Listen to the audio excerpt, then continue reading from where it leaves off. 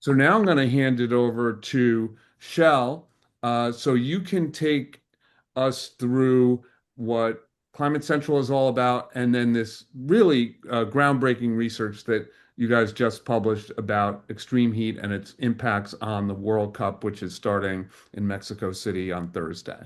Yeah. Howdy, friends. My name is Shel Winkley. Thanks for having me. Thanks for joining. Whether it's early, late for you, wherever you are. I am located in College Station, Texas. So I went to Texas A&M. I did not play sports. I told the last group the closest I've been to any sort of ball is I sat at the very end of the bench in high school on our basketball team, and I literally handed out water. But you know what? I was there, and I feel like I added to our like 3 wins that we got that season. I am the meteorologist for Texas A&M athletics, so it's not my fault when there is a delay, but it is a little bit my fault when there's a weather delay. And I actually got to this past weekend, we hosted a friendly with Argentina and Honduras. And so I got to be the weather support for them and hang out. A little bit about me. For 17 years, I was a broadcast meteorologist here in Texas. A couple of years ago, though, I left the green screen for the closet that you see me in now. I work with Climate Central. I'm a meteorologist here, as well as the weather and climate engagement specialist. Basically, that just means I lead kind of like others here. I'm like a team of one, essentially. We're about to be a team of two, but I'm a team of one. Yeah, Um, well, you're part of a team of people with small right. teams. Yeah, I always say like I'm the dumbest guy here. They're like, don't say that. It's like everyone else has PhDs. I can just talk real nice, and that's about it. Yeah. But give them Go a ahead. little bit about what Climate Central is. Yeah, so Climate Central, we're about a team of 50. We're technically based out of Princeton, New Jersey, but we've got folks across the country. Essentially, the way it boils down is that we are a bunch of data and science nerds. We do a lot of data. We can do a lot of science. We'll talk about attribution science, which is one of the things that we lead here. Um, but we know that we can do the data and the science, but we can put that into the hands of storytellers. So meteorologists, journalists, content creators, they're the ones in the communities like you and yourself who can tell the stories around that data and make it actually come to life for people and help it resonate with them. The way that I met Climate Central was over a decade ago when I started using their material on air. And then I suckered them into me giving me a job. So here we are. No, but so what we did today, we realized that a really big moment in order to talk about climate change, but also maybe get it to a point where we could talk about it with people who normally don't see climate change information or weather information, get into their algorithms, get into their news feeds. It's around the World Cup, big cultural moment. So I'm going to talk at you for just a second, but then I want to talk with you because I don't want to just like talk to you the whole time. Alex was on our webinar. He did a bang up fantastic job. I think Lou's going to share that with you in the next couple of days. Come Alex, I on. apologize. You're going to see the same presentation that we gave during that webinar, but I promise it's a good one. Okay, so let's jump in. I'm going to show you a couple different things. First, how we did the science and the analysis, and then I'll show you how you can use it, how you can share the information. So we called it Off Your Game, How Climate Change Could Slow Down the 2026 World Cup. We essentially wanted to do two things here. We wanted to be able to understand how has the game changed in North America for the cities that are hosting these matches? But then we also want to know what is the impact to athletes, to the people who are actually on the pitch, to the fans, to the officials, to everybody that is involved in the World Cup in this big moment. There we go. So we've got 16 stadiums across North America, 3 in Mexico, most in the United States, and 2 in Canada. Out of the 16 stadiums, 14 of them have experienced an increase of what we call extremely hot days. So essentially, it's what us meteorologists call the 90th percentile. So the hottest of the hottest temperature that you would expect in the months of June and July. We understand that 14 of the 16 stadiums are now experiencing more of these days per year. We looked at it on a decade basis. The only 2 that haven't seen a significant change in these extremely hot days is California, San Francisco, and Los Angeles. Not to say that there's not World Cup, or rather heat, that could impact a World Cup, but we understand that, when you look at the long-term trend, we're not seeing the same signals as we're seeing elsewhere. So that was analysis 1. Analysis 2, though, again, is looking at what we call performance impairing heat. What is that temperature threshold that can bring down the pace of play? and also put a lot more strain on athletes' bodies. So, first thing that it's all based on and how we did this analysis, again, is what's called attribution science. So, if you're not familiar with what attribution is, not even that long ago, it used to be said that no one weather event could be called climate change. And there was this dude who walked out his door in the UK one day and it seemed really hot. And he said, I wonder if this is climate change. And so he started working on the science. And eventually we got to a point where we could fingerprint the climate change impact on that weather event. But these studies took like a year. So think about that big, if you remember the big Pacific Northwest heat wave, this is one of the times that we let attribution science really shine for the first time. And we're really able to understand climate change's role, which was huge. But that report didn't come out for an entire year. So by that point, everybody was like, well, I don't really care anymore. That was last year. Now it feels pretty okay out here. So what we can do now with attribution science, we can do this rapidly. So we can do it right after a big event. We can do it when you walk outside. I'll show you a tool that what we call the climate shift index, where you can actually say, okay, today we know that there is a fingerprint of climate change here. And we can also forecast ahead. So if we see a big heat wave that's coming, we can use the science to say in 2 days, you're going to potentially experience record heat that is dangerous. And we know this was made X times more likely. We're not saying that climate change created this, because we know with weather, there are times when a heat wave is going to happen. A hurricane is going to hurricane. But what this does is it tells us what's the frequency. So how much more likely is this? How much more intense was that system? And what I really love about what attribution science can do is it can help us understand, okay, so we're at a world of about 1.2, 1.3 degrees Celsius above the pre-industrial average. What does the same weather event look like when we reach maybe 2 degrees above that average? So it really helps us understand what the future holds.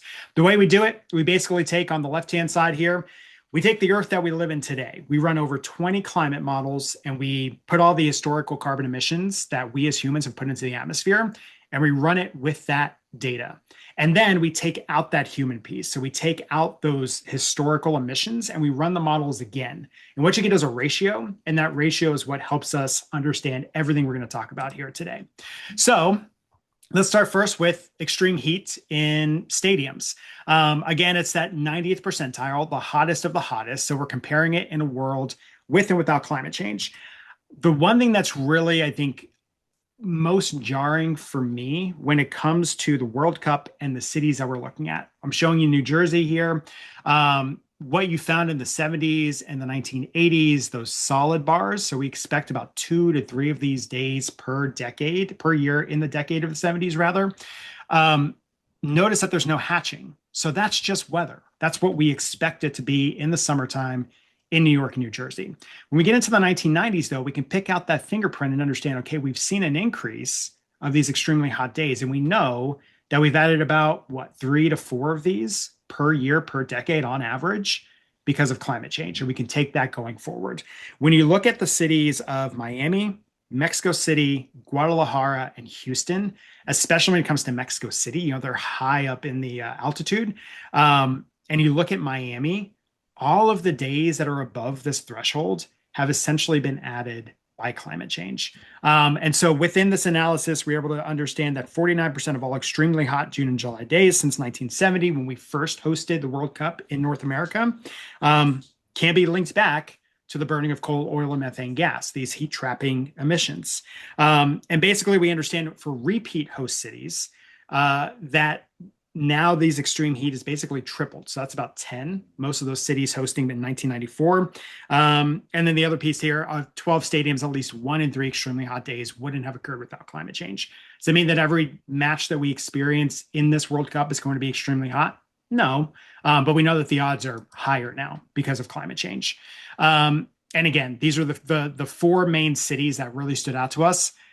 If you just kind of glance at them, I think the one thing that stands out the most, Miami is outdoors, Mexico City is outdoors, Guadalajara is outdoors, and Houston is outdoors as well. And we're going to come back to Guadalajara because that one stands out to me the most as well.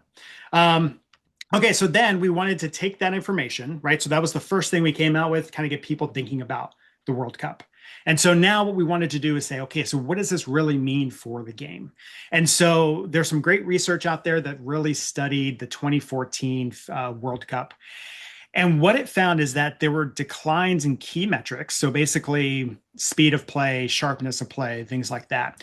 When the temperature exceeded, and for me, this seems low because I live in Texas, it's the land of heat pretty much all the time.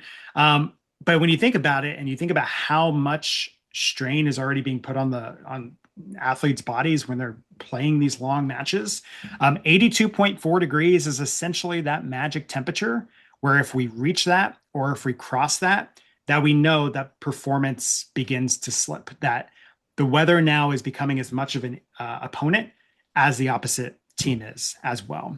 So, what we essentially wanted to do is understand okay, let's take all 104 of the matches.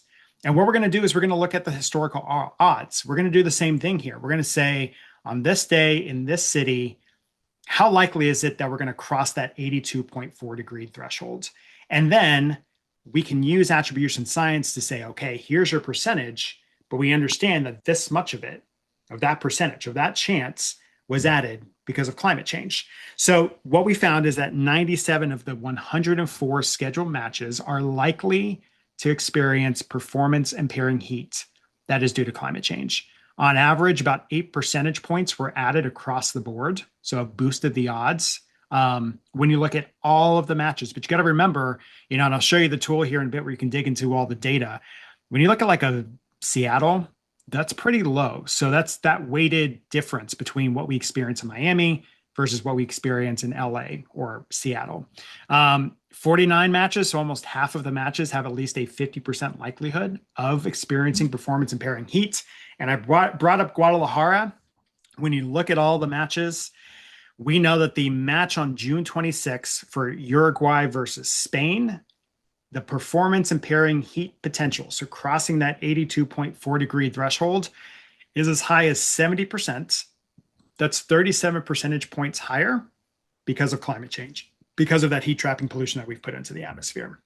So why does it all matter? I feel like this is the part that I usually talk to different, groups about, and they're like, oh, okay. I feel like for y'all, you probably understand this, right? We understand that one, heat is the number one weather fatality, at least in the United States.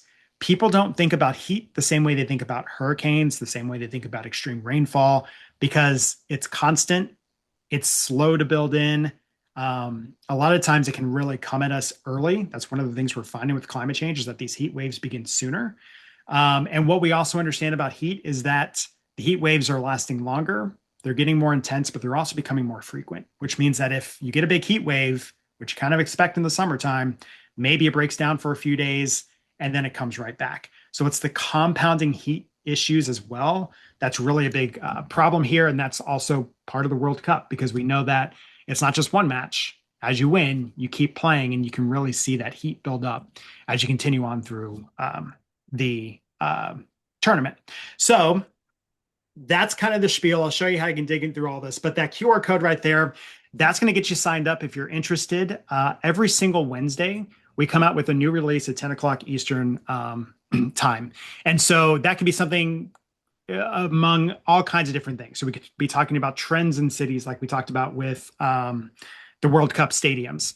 We could be talking about solutions. Tomorrow, the one that's coming out, we're talking about hurricane season, understanding how climate change is impacting the intensity of hurricanes. So there's a different release every single week. And again, what's most important to us is that when we can, we localize it. For the United States, we localize it to over 200 to 245 cities every single week. And then we can use that attribution science to look globally as well. So I'm going to stop this share, but let me introduce you, and I'll drop this in the chat, to what we're calling our World Cup Information Hub. So a couple different things I'll kind of walk you through just to show you how you can find this data and then how you can tell your stories. The first of which, if you notice down here, this got translated finally today. It was a bit of a long go because there's a lot of information here, but this will be available in Spanish. You can always use your Google Translate if you're using Google Chrome. But this button right here, receive weekly heat updates. We sent our first one today. So throughout the World Cup on Tuesdays, we're going to send the matches of the week, but they're also here on the tool itself. So we were able to look at all the matches this week and understand that Brazil versus Morocco on June 13th, that one has this fingerprint of climate change to it. And then Sweden and Tunisia on June 14th also has a fingerprint of climate change forecast high for the day in the States, 90.9. For everybody else who uses the Celsius scale, 32.7. So we can actually look at what the forecast is, and then we can understand, okay, how much of this is climate change? So historical odds, this match already had a close to 80% chance that it was going to cross this threshold of where player performance comes down. 14% of that has been added by climate change. And so what we can do with this information is we say, okay, we know that's the historical odds. Now we can use that climate shift index and say, okay, it's a climate shift index of 1, which is not nothing, right? The scale goes from 1 to 5. 1 means that heat was essentially made 1.5 times more likely to occur because of climate change.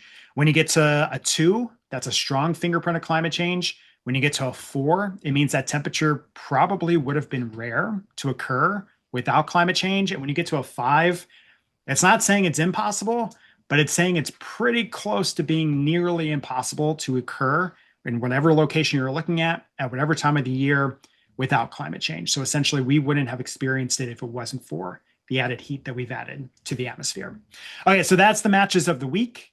And then if you keep scrolling down, you can look at all the different teams. So Australia's first match is where's the first match? Let's click on it and find out. The first match is in Vancouver. Okay, so we know historically there's not a big odd for heat. So what we can do is then again, we can use that information as we go into the climate shift index and look at the current weather. So you can look at it all different teams. You can look at it by matches. The very first match, I think this is really interesting actually, because we know that heat isn't the only thing that's impacting the World Cup, right? It's North America in the summer. So you have every sort of thing like wildfires, you have humidity, you have hurricanes. And I bring that up because let's look at the National Hurricane Center. I don't know if you keep up with your Pacific hurricanes, but there was a tropical storm called Boris, and now we've got Christina. And essentially, let's go to the Pacific. We'll look at a quick loop. That's the wrong one. How about the Eastern Pacific? There we go. So this is the remnants of what was Boris. There's Christina. And so all of this tropical moisture is moving into Mexico, which means that first match has a pretty good chance of being a pretty rainy match and bringing some heavier rainfall to Mexico City. And we know that with climate change, our rainfall is getting heavier. Our atmosphere is holding more moisture. So there's a lot of different ways that you can look at this. So that's your match plays. And then you can also go by stadium. So we can look at Atlanta, we can look at Boston, Dallas is indoors, but we know that there's a lot of things that are happening outdoors from it as well. So that is just like the main page, but then you can come into teams. You can also search for your teams. Let's go back to teams real quick. I think this is really interesting.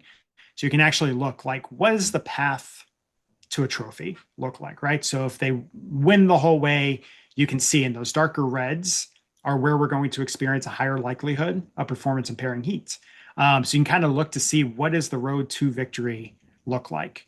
Again, you can do this and then you can click in and you can find kind of just all the different things that come with it. What's also great about it too is everything that you see comes with graphics. And again, if you're using, maybe you're speaking to a different community with a different language. If you use that Google Translate, this will all translate and you can download as well. But these download graphic tools here, if you want to share this on social media, share it with friends, family, whoever it might be, every bit of data you see has a download that goes with it. So you can share that very easy. My favorite view is the tournament view. So you've got chance of performance impairing heat. You can see what is the addition because of climate change. So we know that this, again, June 11th in Guadalajara, we understand that climate change plays a big role in terms of how much heat is being added there. But I like this view as we start because we can look and we can see, oh man, Group F, Group H, you kind of drew kind of you got drawn a bad card, right? Like you're going to be dealing with a lot of heat. And yes, we can come up here and we can add the stadiums that have air conditioning. So we understand that they'll be playing indoors. But we also then can also use that information to say, we also know there's going to be a lot of fans who are getting there early, finding parking, queuing in line, tailgating. You know, like when I go in and watch a sporting event, I'm not drinking water. I'm drinking something that was originally made from water, but it's more of a dehydrator than a hydrator. And we know, you know, when those cooling breaks occur, I'm not taking a cooling break. I'm not drinking water as a fan. I'm probably going and grabbing another beer if we're going to be 100% honest. So we understand that there's a lot of fan health here. We can look at this and we can understand, okay, our officials are also running up and down the pitch. And we need them to also have a really sharp mind so they can make really good play calls. And I think that that's really important as well. So what I think is going to be really interesting about this tool is, as fans, we look at reasons to kind of justify maybe why our team lost, or even as teams, maybe we try to look at it and say, okay, what was outside of our control? And heat is one of those things. And so hopefully this can help inform and to say, okay, we know that heat is a big part of whatever match might be coming. So that is a quick little, very fast tour of the tool. You can dig through it. Again, you can slice that data any which way that you like. But it's all there in the vein of storytelling. And before we open up for questions, Lou, I think this is super interesting too. It's like a lot of people have been asking, like, oh, are you going to do this next year for the Women's World Cup? And what I have found is that there's a lot of research for, maybe this will surprise you. It probably won't surprise you, but there's a lot of research when it comes to male athletes. This research hasn't been done the same for our female athletes, which I think needs to be changed very quickly. But also, maybe that's something we can take on because I would love to be able to do this for the World Cup next year as well. So, all that to be said, that's kind of the quick and easy of it. I'm happy to answer any questions, whether it be about the World Cup, whether it's about climate change in general. Before we do, though, Alex, I think it was you. Were you talking about the official on the pitch during the world? Do you want to share that story? Because I thought that was like super important what you shared from the webinar. Oh, the one who was injured. Yeah. I was watching a match recently, and I don't remember who was playing, if it was an international friendly or if it was maybe a Champions League game. But I noticed that the referee, the main referee, the central referee, that referee has to cover a lot of ground, probably almost as much ground as, and maybe more than some players during the course of a match. Got injured. I think it was a muscle issue, hamstring, I don't know, something. And he had to be substituted himself. And the fourth official had to replace that referee. And there was a long delay for the match, and obviously you don't want to see an injury to anybody in the first place. So that was really interesting. I had said on the webinar, I think that was the first time I've ever seen a referee get injured. Um, certainly, yeah, certainly the first time I'd ever seen a referee get replaced because of an injury. So I thought that was fascinating.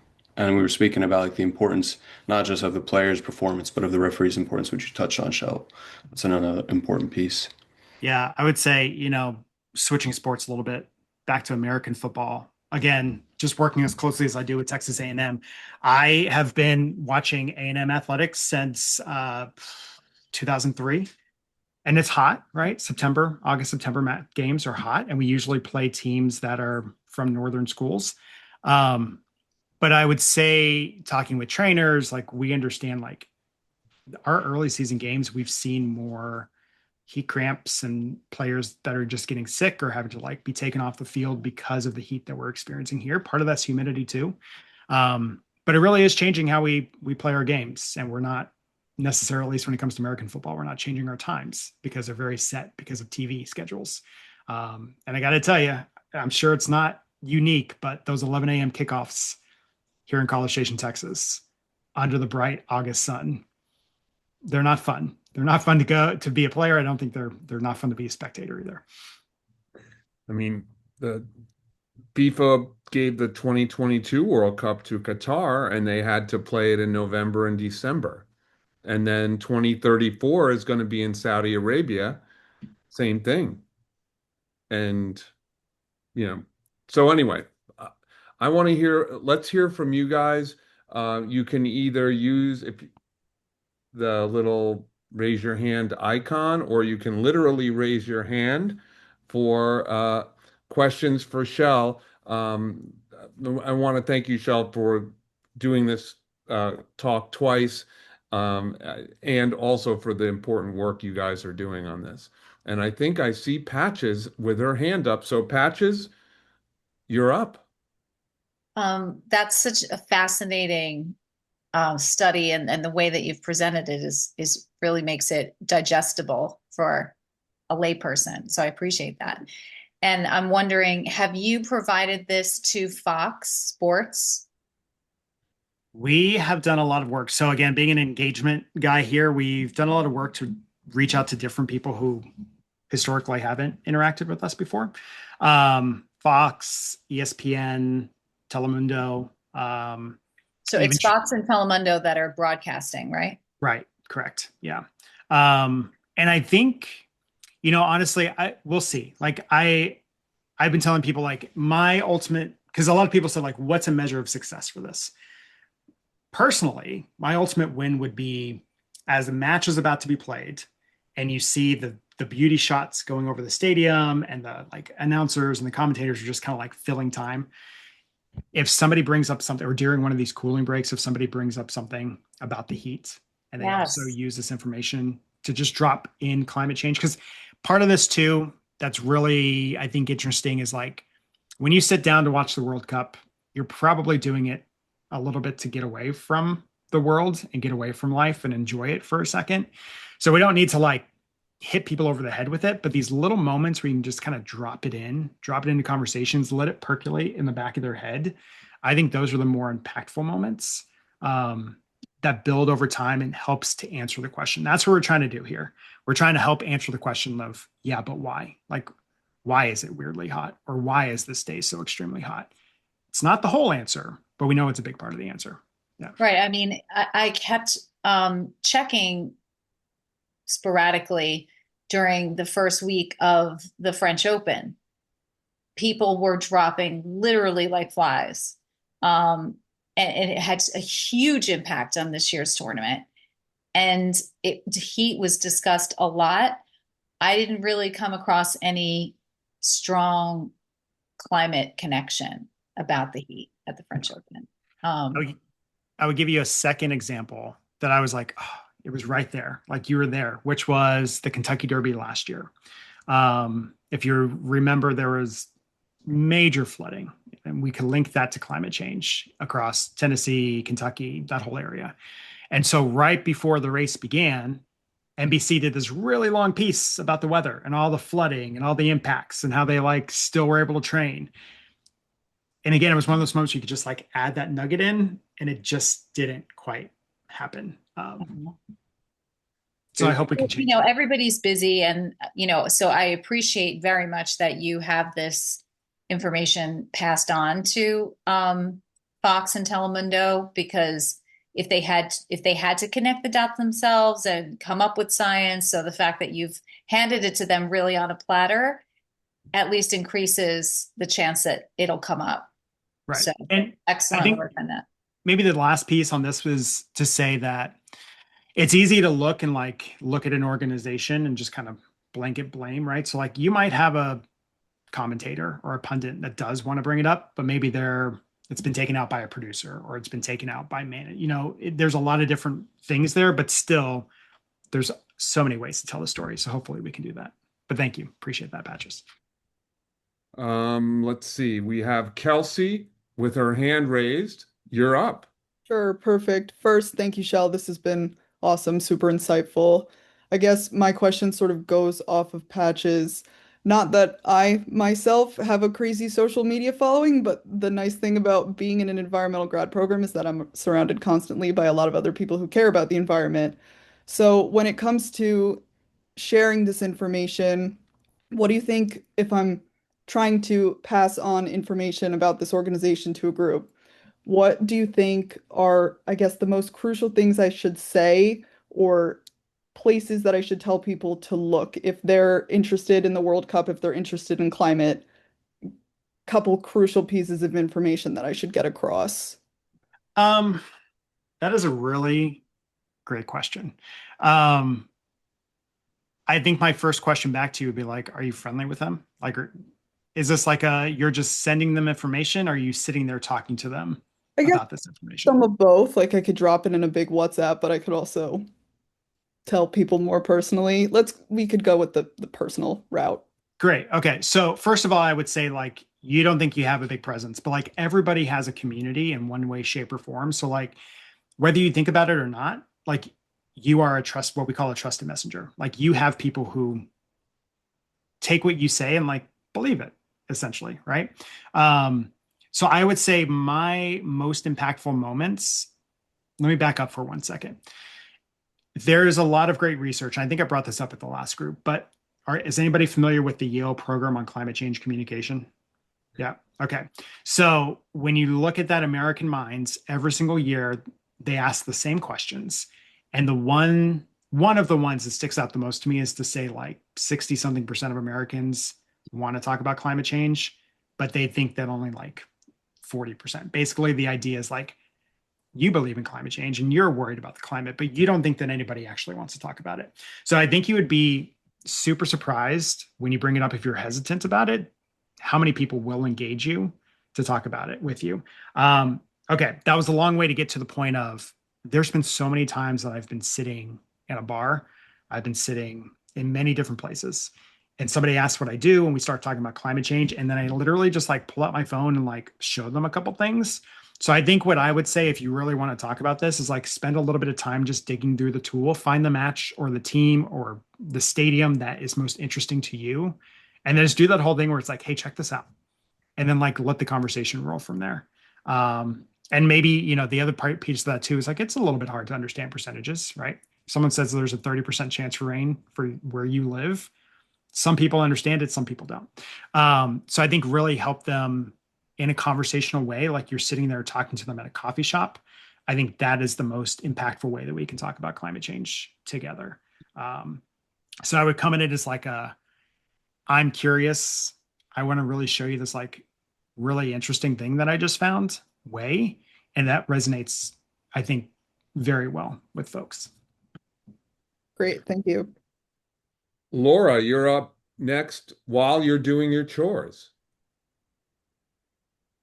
Uh, Fortunately, I am done my chores now. Good. Woohoo! Horses are fed. Um, my question is, thanks for this because it's super interesting.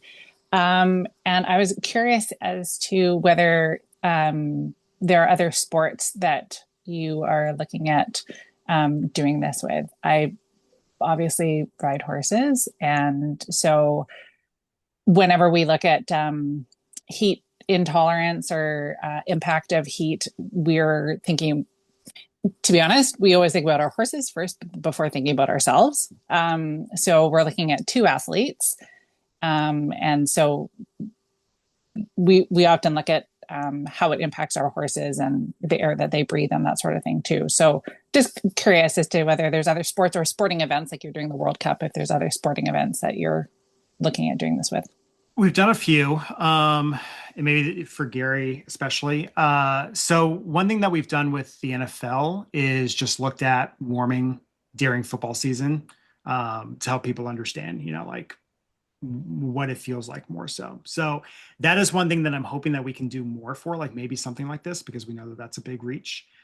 We've done the Olympics before, both summer and winter Olympics. And then if you'll humor me for 1 second and let me share one more time. It's right here. If you come into our website, so climatecentral.org, and I was going to share this, I'm just going to go ahead and drop this now since it's in there. This is that QR code link. But if you come to our website, one, you can just drop in your city or your state if you're in the United States, and you can pull up a whole big page of stuff. But if you come to this interactives tab, and then if you come to climate trends and topics, interactive data visualizations. So one thing that we did was we looked at marathons because again, there's these thresholds, and this is where there actually is research for both male and female runners. And so you can come in, you can search for any marathon for the most part across like the big ones. So like I'm going to pick Houston because I'm located near Houston. And so what we can understand, we broke this down by elite men and elite women.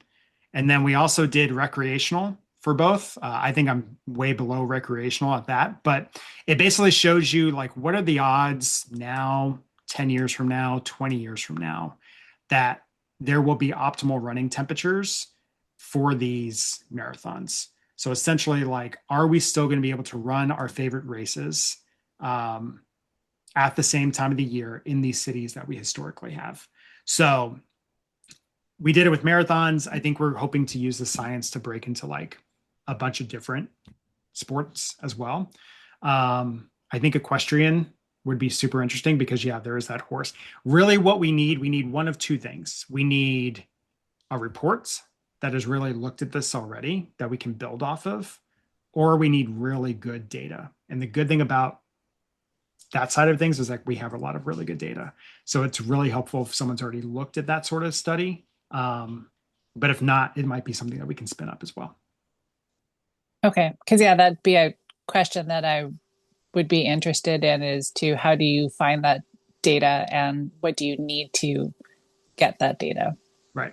Well, and part of it too, like the health, in your case, of both horses and yourself are really important. But there are some sports where maybe the heat, the added heat, or the weather and how the climate is changing is taking away the way that we can actually play that. We actually have, I remember now, we did cricket. That's a pretty big sport, right? Outside of the United States for the most part. So we looked at cricket. Second most popular sport in the world. Right. Yep. But the thing that I was thinking about is we did a lot of work with pond hockey. And so just talking about the heat and how some years are going to be a complete wash because the weather's too warm. We know that winter is one of the fastest warming seasons up in the northern United States. There's a great study. I don't know if you've heard of it, Michelle, from an organization called Rink Watch, which is from Canadian academics, maybe not surprisingly, and they have essentially reached out to citizens who build or erect ice hockey rinks in their backyard, which is the kind of heritage of hockey in northern North America, frozen pond or a makeshift rink in the backyard. And these citizens, they track the date, the first date of the winter season when hockey is playable in the backyard, and the last date. And that data over years is showing that is constricting. It's called Rink Watch. I think it's Laurier University, but don't quote me on that. Anyway, Nikki Ubroy, oh my gosh, great to see you. Speaking of tennis, Good to see you, Lou. Good to see everyone. Thank you, Shell. That was great. I work at the National Academies of Sciences in DC, so very familiar with Climate Central and all the work that you do. My question is, how much are you looking at other levels of sports? Youth sports, collegiate, high school sports, because I recognize that some of the elite sports we're talking about have the most visibility and perhaps the most data, but those, who may have less access and resources, maybe more vulnerable, may have different thresholds of temperature and humidity levels. Is Climate Central, is your work kind of looking at those levels as well? Yeah, so we have a couple resources. So I would say, as I kind of like vamp here as I pull this up, the goal that we want to do, right, is to be able to do this in a digestible way, climatecentral.org, and be able to give our storytellers something. Sorry, I typed in central.org. So if you go into our resource section and we do, let's see if I can just pull it up by sports. We have done a couple, yeah. This was probably I think one of the most impactful ones. So like extremely hot days for school sports. So we have done, if you just go and type in, where I type in sports into the resource section, you'll find a lot of them, but we really wanted to break down like how does it impact our youth? And not only how is it impacting them as athletes, but like the mental side of it too. So we've got a lot of different understanding of just like these specific days. We looked at it. One of the things that I thought was really interesting, we have a really robust urban heat island database and mapping. And so last year we looked at our schools in general, because when you talk about schools, think about how big of a community point that is, right? Like how much time students are being there. If there's a natural disaster, what's usually one of the first places that they set up as a place for you to go if the worst has happened to your home? They send you to a local school. So like so much happens around our school, but most of our schools are built with a bunch of concrete and no shade. And the amount of added heat that's being put on to that area of our cities is insane for our students to go work there. And we know that there's schools that don't have air conditioning in the United States. So yeah, we haven't done it to this level, but it is a topic that we've tackled a couple different times. And then we've also worked with the Corey Stringer Institute. Yeah. Yeah. So we're going to do something. I've got a webinar in the works with them right before we get into high school sport season. And we're going to try to do that again so we can bring the media back around and talk more about it as well. And I would add too, one thing that always like stands out when we talk about youth sports, we also talk about band, because I had a lot of friends that were band and they're out there marching, carrying gear, wearing those big suits, you know, so like they're part of that too. Like they're part of that athlete system that is also enduring the heat. So yeah. Definitely. And if I can add to that, I think there's a psychological element as well, when especially when you're a young athlete and you want to prove to your coach or team that you can do something and push past your boundaries. So how are you all communicating to young people that it's okay to say, this is too hot for me? Because even coaches may sometimes not know what the thresholds may push their athletes. You know, the player wants to, you know, show that they'll play until they throw up and they're fine with it, but it can have detrimental impacts like we're seeing, right? Like heat exhaustion is no joke. Are you, you know, are you all working on like how to communicate to athletes specifically who are taught that grit and resilience is what builds champions? Because I find that it's a very different mentality than, you know, your everyday person who may not be used to pushing past their limits. I was just talking about this today on a podcast because I remember, you know, 2-a-days in Texas are huge, right? 2-a-days don't look the same today as they did when I was in school. Now, a lot of times here, especially, they might do their first practice at 6 a.m. and then their second practice at 8 p.m. because it's just too hot during the day. I don't have a really good answer for you on that one though, because there's some coaches and there's some school districts that really get it. Like we focus a lot on wet bulb globe temperature, which is really important. But I would tell you also, there's a lot of coaches that as a meteorologist have my number and they would text me about the weather. And I was like, hey, there's lightning. Like you should probably delay for a bit. And they don't, or they just hear the sirens and they keep the match playing. So that's a thing specifically too about the weather community that we can do better at, is like messaging that and helping people understand and like saying it is okay to take a break or to have to stop. That's one of those things that's just culture, and it's really hard, as we all know, to change culture. Yeah, and I think a little bit of it is on everyone. It's both giving the player agency to speak up. It's the player's coach. It's the parent. It's the school principal. It's like this whole system of people who need to accept and understand that, not just one person, I think. Yeah. But yeah, look, thank you. Absolutely. We have so much weather's being thrown at you every which way, right? Like no matter where you look, there's a weather forecast or a temperature. Like I'm looking down at the bottom of my screen. It says it's 85 degrees right now. So we have so much weather information at our fingertips. We just have to find a really good way to use it, essentially. And so with the answer to Nikita's question, you pointed us towards the resource section. So within there, is there ready to go, ready to post tiles and infographics? Yeah. So every one of our releases comes with graphics that are in there. And I think I was remiss to say that no matter what you find on our website, any data, any graphics, whatever it is, it's all 100% free to use. Okay. So. Great. Erin, you're up now. Yeah, thank you, Shell. This has all been super interesting and insightful. I guess kind of going back to a comment you just made about when talking about schools, how all the concrete infrastructure draws in so much heat, it had me wondering when you're looking at different sports and how heat is having an impact on the athletes playing the games, do you ever take into account kind of, for lack of a better word, like the field surface and how the games are impacted and the heat impacts are exacerbated by like turf versus grass, clay courts, all of those components? Yeah. So one of the things towards the end of my broadcast meteorology career, again, working with coaches, is we used to just give the forecast. Mostly, I think we did it for mom and dad at home who were about to go watch their kid play.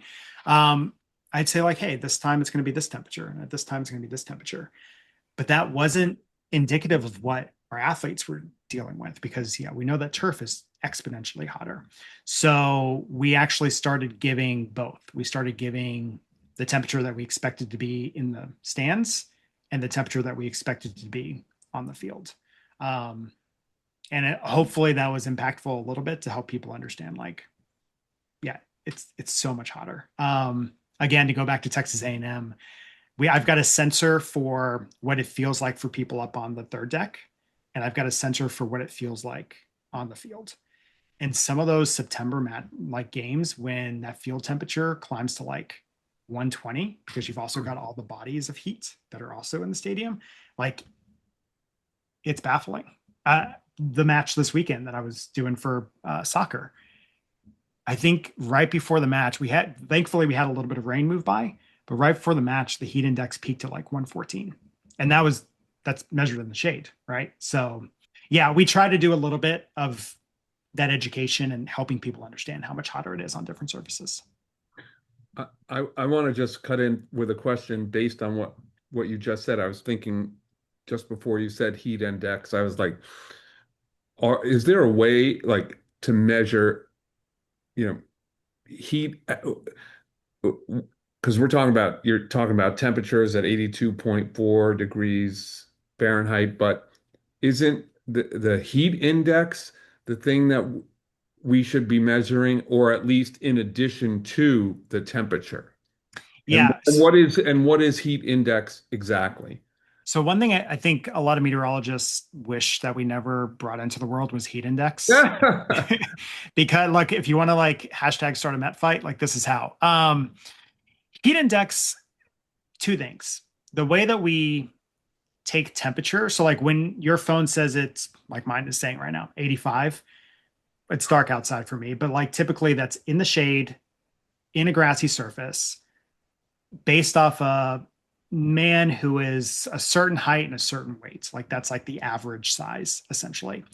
So when you're talking about a heat index, you're taking the dew point and you're taking the temperature, but that's still only in the shade. So that's why we have this now wet bulb globe temperature, which is accounting for it all. It's accounting for the humidity. It's accounting for the temperature. It's accounting for the sunlight, the direct sunlight that you're in.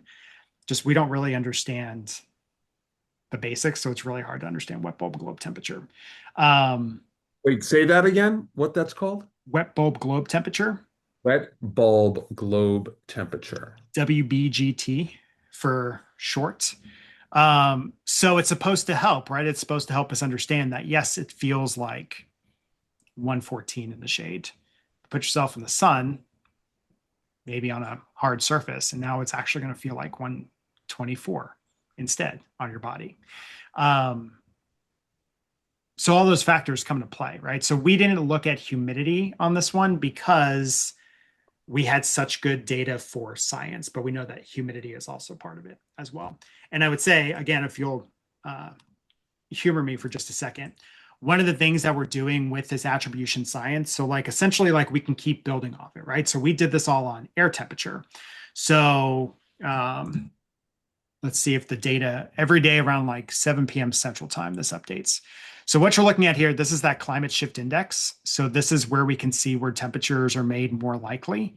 And I think what's really stunning to me right now here in the States is you're going to see a lot of dark maroon show up. So these are nighttime temperatures.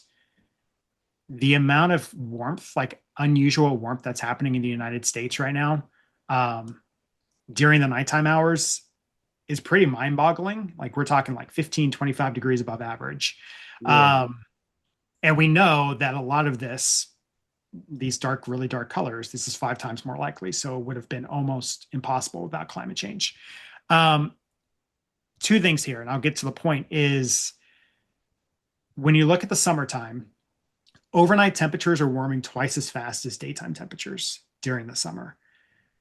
but people don't really understand that because we're inside, we're asleep, we're in the air conditioning. It's really important for people that don't have air conditioning because night times when your body is supposed to recuperate from the day's heat and relax and get set for the next day. So if that heat's building, it's not helping. We can do this for ocean temperatures, which helps us understand things like coral bleaching, hurricane intensity, ecosystems, but we also know that warmer oceans allow for more evaporation. And so that means heavier rainfall, but it also means more humidity. And so we just launched what we call our climate shift index humid heat. So we're using what's called a wet bulb temperature. It's just another way to measure humidity.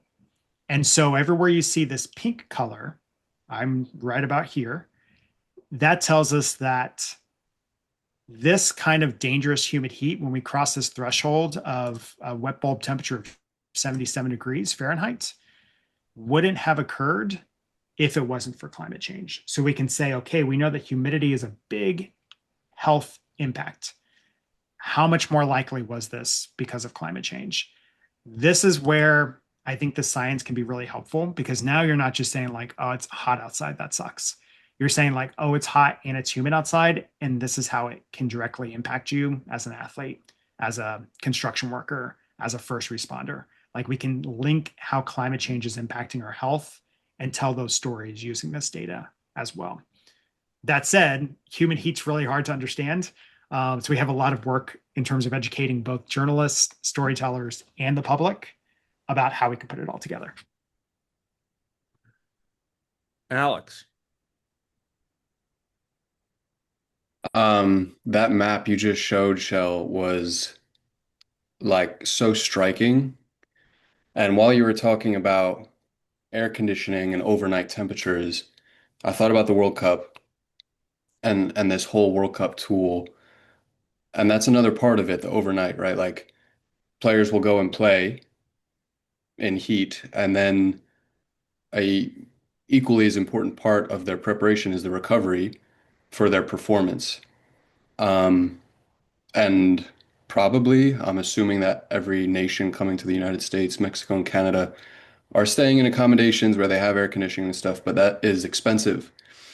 So I was wondering if Climate Central, if you guys are looking not only at like the performance impairing heat and that aspect of it, like the direct impact on performance, but the financial burden and how that increased percentage of performance impairing or extreme heat, I should say, is adding like what portion of cost, air conditioning, energy costs is added by climate change. Do you guys talk about that?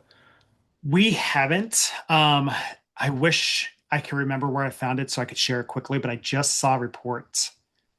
Maybe it was also Yale Climate Change Communications, but they just broke down like air conditioning around the world, but specifically in the United States, and showing you where it's like most prevalent. And that goes back to that urban heat island piece too, right? The thing that's cooling us inside of our homes is adding more heat outside of them and bringing up temperatures. There's a really great organization that we're also going to work with to do a webinar around. So the first week of August, that weekly release that we come out with, we're going to talk about cooling and energy demand. So I think the answer is yes. I just don't want to tell you like absolutely yes, because I haven't seen the data on it yet. But we're going to understand that piece, and we're going to have to talk about data centers a little bit too.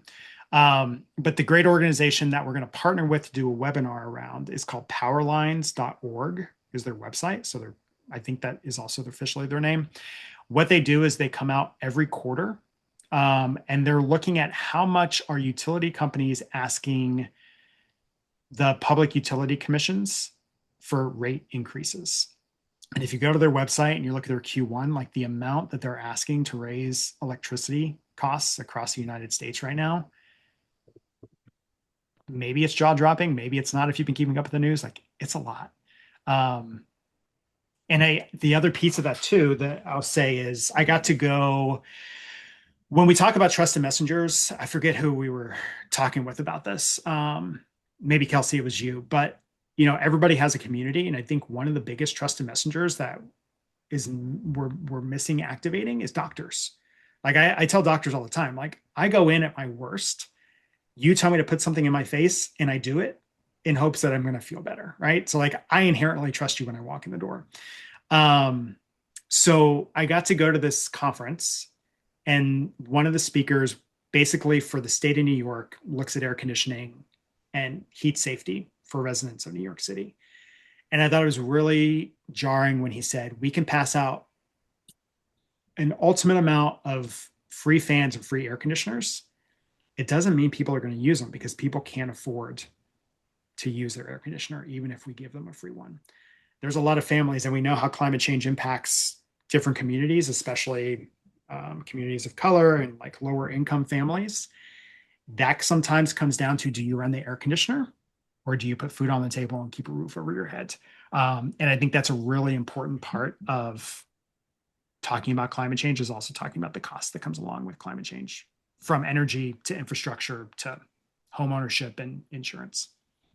And there's still some older buildings that don't allow air conditioners, individual unit, like window unit air conditioners. Right. I mean, that's a big conversation right now in the UK because their homes were built to hold heat in because historically they needed that. You saw that really big, what was it, last year when there was the big France heat wave in Paris and people were literally like cooking inside their homes because of their tin roofs. So yeah, it's a big conversation. That's twofold because it's also a little bit cultural too. Like we know there's just some people who've never had air conditioning and they don't believe that they need to have air conditioning. And that's another piece of it as well.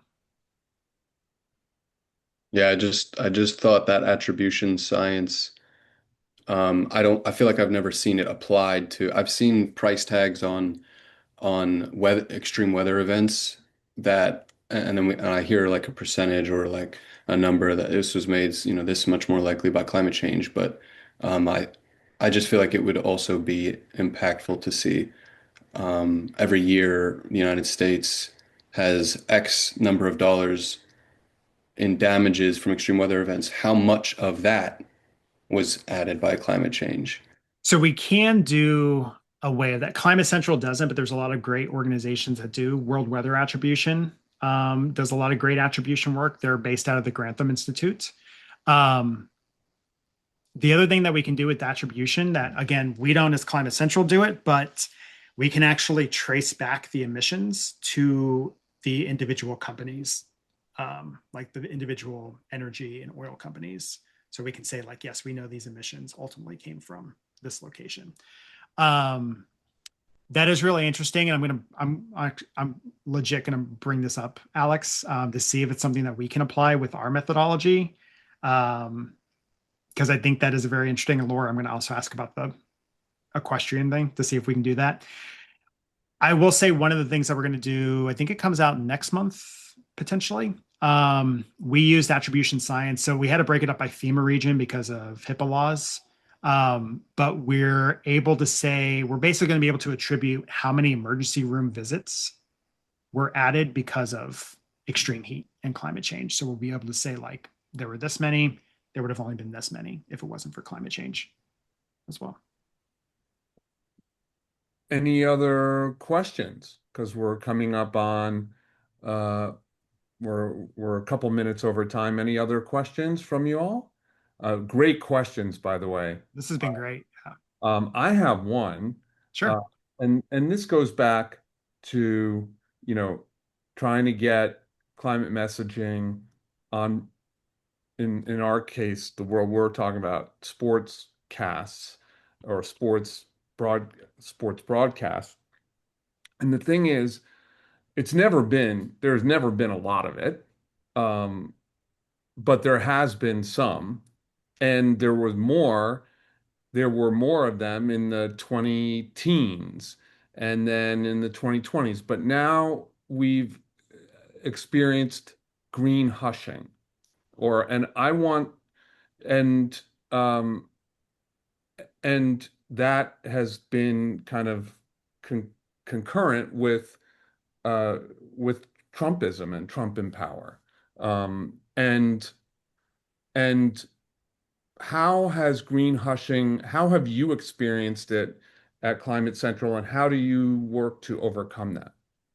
Yeah. So I'm going to quickly find, let's do Media Matters 2025. So there's a company called, if you look up Media Matters, they basically look at, I can't find it quickly for you.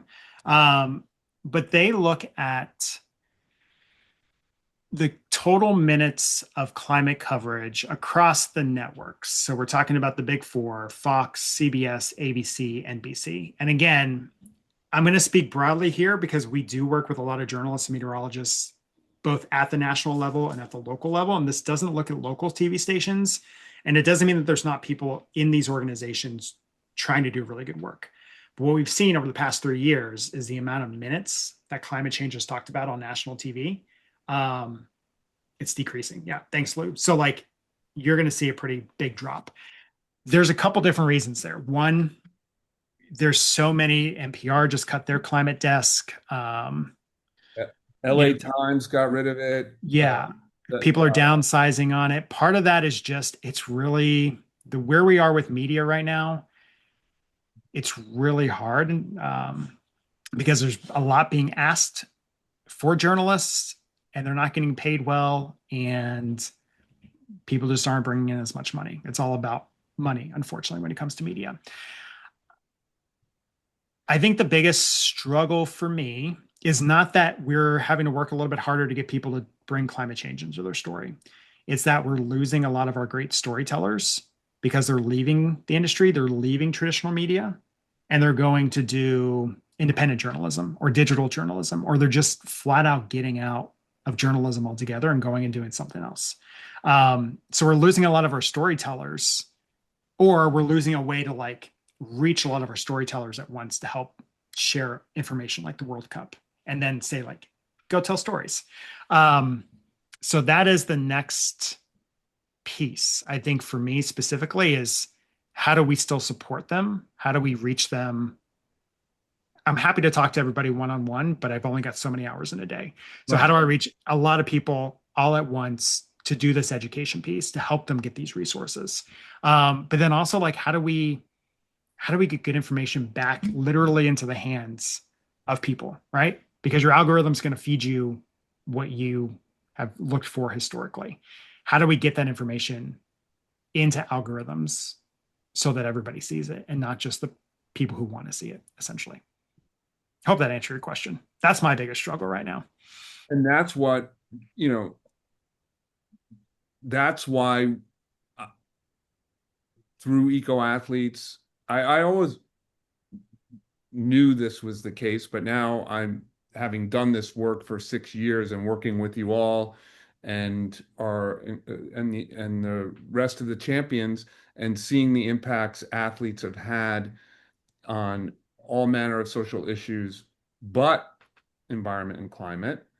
Athletes, as you've heard me say, are the most influential humans on the planet, and athlete stories can break through.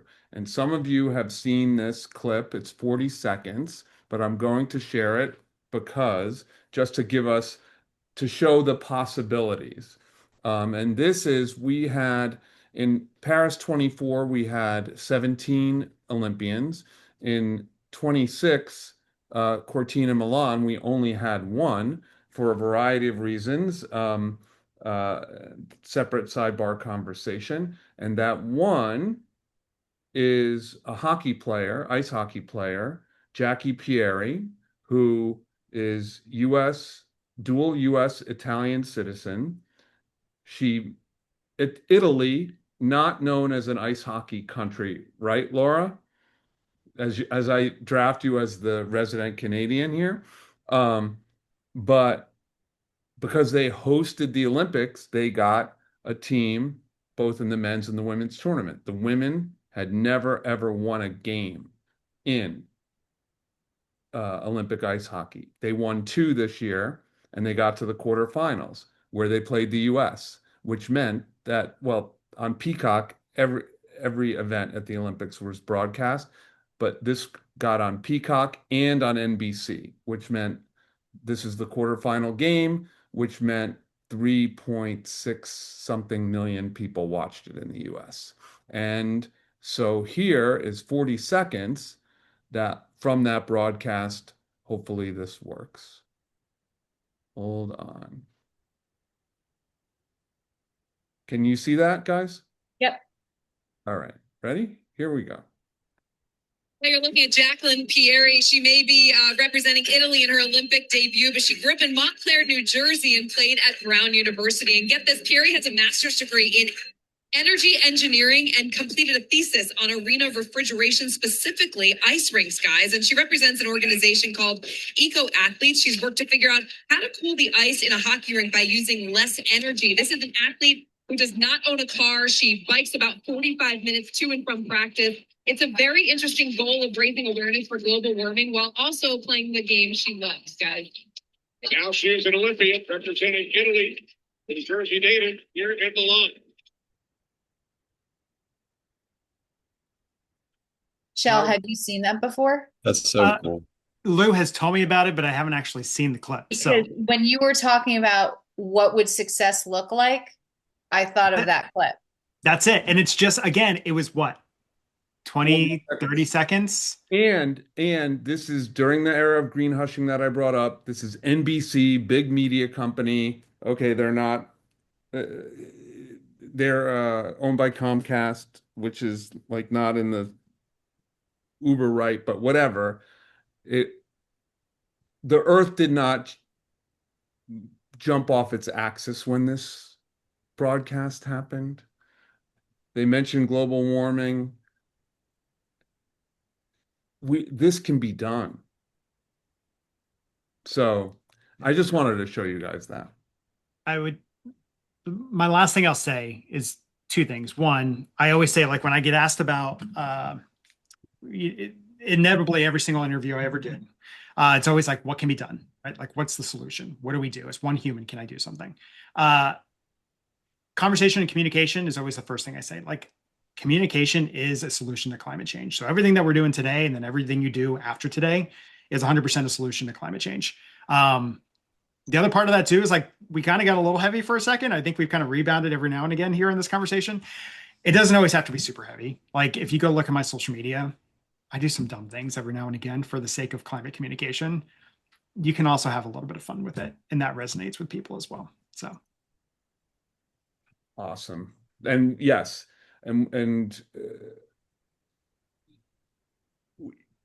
we can break through with positive, fact-based, engaging messaging with trusted messengers and athletes and folks like meteorologists at Climate Central, the nerds, as Shell says, and I am a member of the nerd club as well.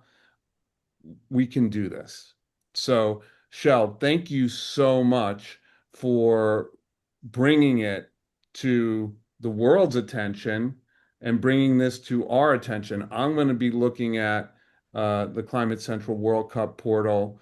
And I noticed that the U.S. men's national team is playing 2 games in Los Angeles, which is one of the cities that doesn't have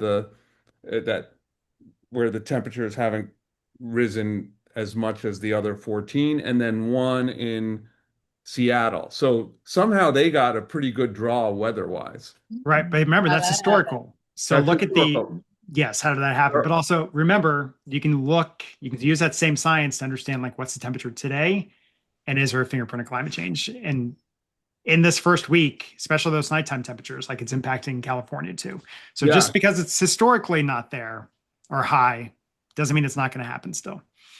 I got to dig into that. Well, listen, thank you for giving us this data, but also the perspective and the insights. And we look forward to working with you going forward. And to the champions, first of all, thank you for joining. Thank you for your questions. They were fantastic. We are going to be sending something to you tomorrow, Wednesday, the latest, about our next big Eco Athletes initiative, which is making October Green Sports Month, and how you all can create your own climate programming using your platforms as an athlete to drive people to see climate action as a positive thing and to take it. So we're going to be scheduling a locker room session, 2 of them, towards the end of this month, to get into the specifics of this. So Thank you so much, Shell. Thank y'all. This has been great. Shell. Everybody Thank you enjoy. everyone for coming. Go Nick. Go next.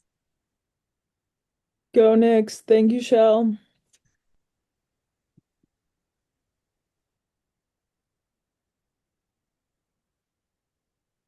Thanks for coming, Gary. Yeah, thanks, Gary.